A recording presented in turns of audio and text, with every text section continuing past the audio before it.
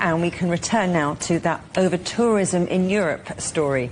I'm delighted to introduce Simon Calder, a travel broadcaster and commentator. Great to have you on the programme again. And you know what, Simon, whenever we talk, you're in a different location. I can see right now you're in the best city in the world, in London.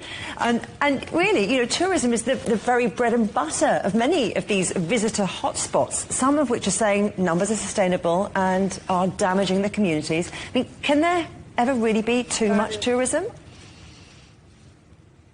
That's a really good point, Juliet, and a lot of people, of course, will say it's the closest that you can possibly get to free money, because tourists come here to London and every other city and country in the world. They are spending money, they are paying taxes, they're creating jobs, they're helping to fund amenities that you couldn't afford otherwise. For instance, London, of course, has the West End, theatres full every night, and an awful lot of the people filling those seats are tourists. However, as we've been seeing in that report, there are many complaints, not just in Paris, but also in places in Spain, particularly Barcelona, hinted at, of partly people don't like the crowds, they feel they're losing their lifestyle, but also, crucially, that they are getting a bad deal in terms of housing, because so many apartments are now being turned into rentals on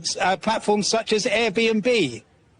And Airbnb then is banned, I believe, in lots of cities, like Lisbon, like in Ibiza. So what is the fix? Is it lotteries? Is it regulating accommodation in that way? Is it raising prices at high season? Where is doing what that's working?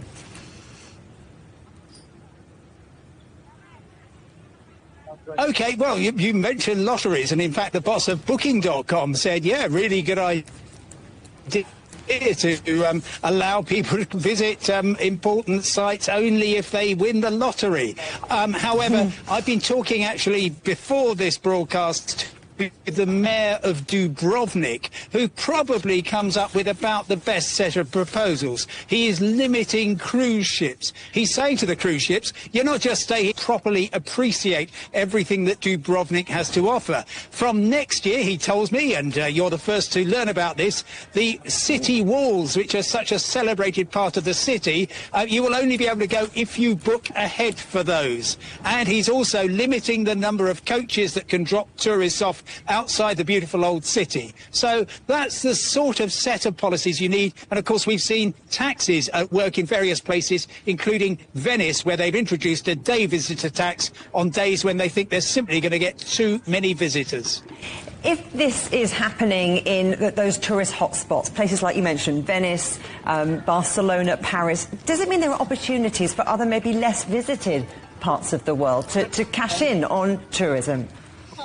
Oh, certainly, and that's, of course, what 99.9% of all the destinations in the world wish they had over-tourism as a problem. And so it's very easy if you're a tourist in Barcelona, feels a bit crowded, well, catch the train. In 1 hour you will be in beautiful Girona or Tarragona, both of them deeply historic, friendly cities where you will be warmly welcomed. And wherever you are in the world, there will be an alternative to the tourism hotspots. But of course, they are wonderful, which is why so many of us want to go to those great places. It's just up to the local community to set the rules, their place, their rules, and we have to respect that. Certainly do. Simon Calder, great to talk to you. Thanks very much.